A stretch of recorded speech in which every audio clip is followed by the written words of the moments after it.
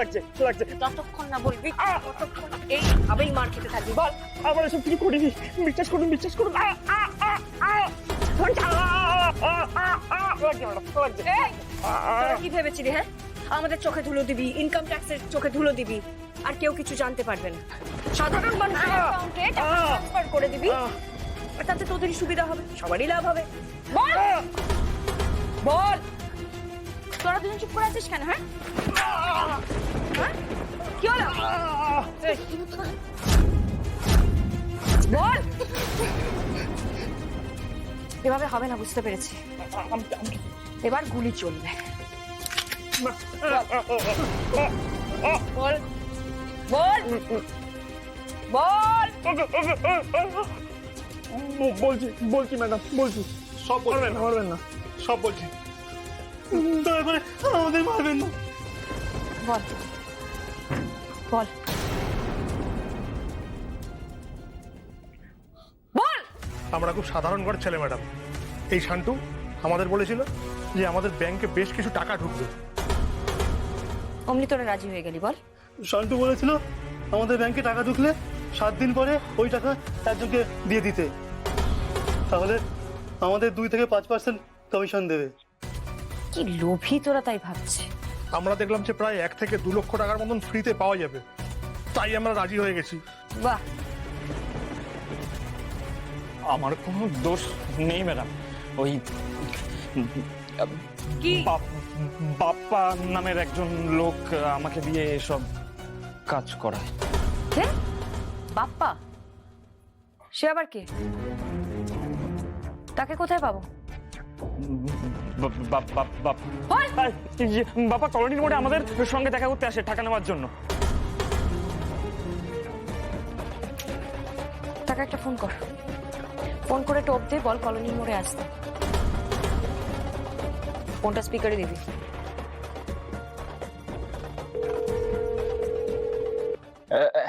Hello বাপ্পাদা। হ্যাঁ বল। এই নতুন কিছু পার্টি জোগাড় করেছি। দারুণ খবর, তুই রেডি কর, আমি বাকিটা ব্যবস্থা করছি। আচ্ছা আচ্ছা, বলছিলাম ওই মইনুদ্দিন বলছিল টাকাটা তুলতে। হ্যাঁ, তুই মনিদিন থেকে টাকাটা তুলে নে, আর আমি কাল 1টায় কলোনি মোড়ে দেখা করব। আচ্ছা আচ্ছা আচ্ছা। কাল তুই আমাদের সাথে থাকবি, আর তোরা ততক্ষণ আমাদের হেফাজতে থাকবি। কাল আমার সাথে বাপ্পার দেখা হবে।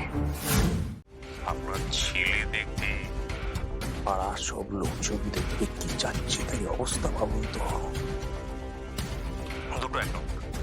দুটো অ্যাকাউন্ট পাঠাবো, দুটো অ্যাকাউন্ট নম্বর দিয়ে আলাদা আলাদা ভাবে টাকাটা পাঠাবে।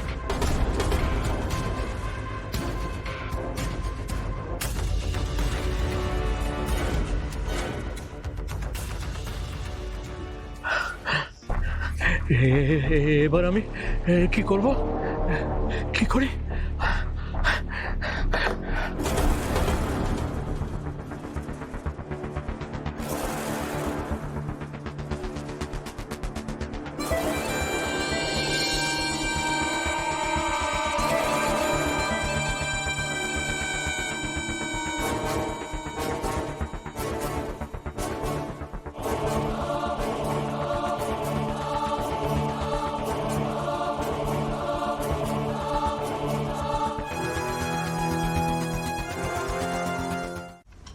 আচ্ছা, পার্থবাবু বাইপাস সার্জারি কোথা থেকে করিয়েছেন? হসপিটালের নাম বলেননি। স্যার কি আপডেট দেব? স্যার, রমি যা যা বলেছিল সবটাই ঠিক।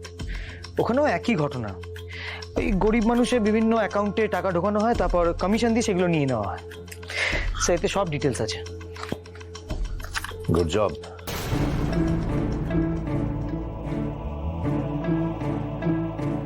স্যার, মহারাষ্ট্র, বিহার, উড়িষ্যায় একই সিস্টেম চলছে, সব জায়গায় একই খেলা।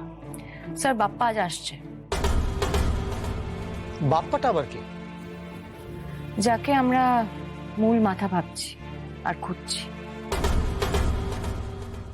মূল মাথা কিনা জানি না, তবে একই সাথে পার্থবাবুর উপরে নজরদারি বাড়াতে হবে।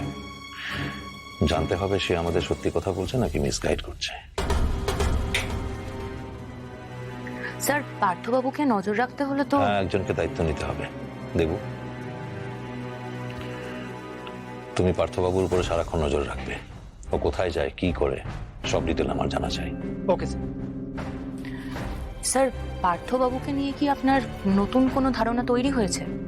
আমার মনে হয় পার্থবাবু এই গ্যাংয়ের শিকার, তাই বাধ্য হয়ে ওই গ্যাংয়ের হয়ে কাজ করছে আর আমাদের মিসগাইড করছে। লোকটাকে রেস্কিউ করতে হবে। সত্যি হচ্ছে? হ্যাঁ, সব নষ্ট করে দিলি, সব প্ল্যানিং নষ্ট করে দিলি তোরা, সবকিছু। ওই ডিসিপি কে চাপা দিয়ে চলে এসেছিস। হ্যাঁ, কি ভেবেছিস হ্যাঁ? ডিসিপি একটা সাধারণ গরিব মানুষ। হ্যাঁ, ও তুই চাপা দিয়ে চলে আসবি আর কেউ জানতে পারবে না ওটা? আমি বুঝতে পারিনি দাদা, বুঝতে পারিনি, ক্ষমা করে দিন না, বুঝতে পারিনি। মায়ের দিব্যি কেটে মিথ্যে বলছি না স্যার, বিশ্বাস করুন আমরা জানতামই না। একদম মুখ সেলাই করে দেবো, সেলাই করে দেবো। দাদা ক্ষমা করে দাও না, শেষ পর্যন্ত তো ক্ষমা করে দাও না। পাত্তারি গোটা তোদের চিহ্ন এখানে রাখবি না, সব গুটি ফেল গুটি। তুই সব কেছিয়েছিস। আমি নয়, আমার কিছু করার ছিল না দাদা, যা পরিস্থিতি তৈরি হয়েছিল আমি এতক্ষণ হাজতে থাকতাম, তাই আমি বাধ্য হয়ে এই ঘটনা। কি হয়েছে? কি হয়েছে না বল না, কি হয়েছে? না মানে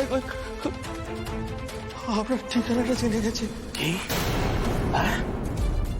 আমার ঠিকানা জেনে গেছে মানে? স্কাউন্ড্রেল। এই সব ডিলিট কর, পুড়িয়ে দে, ডিলিট, সব ডিলিট।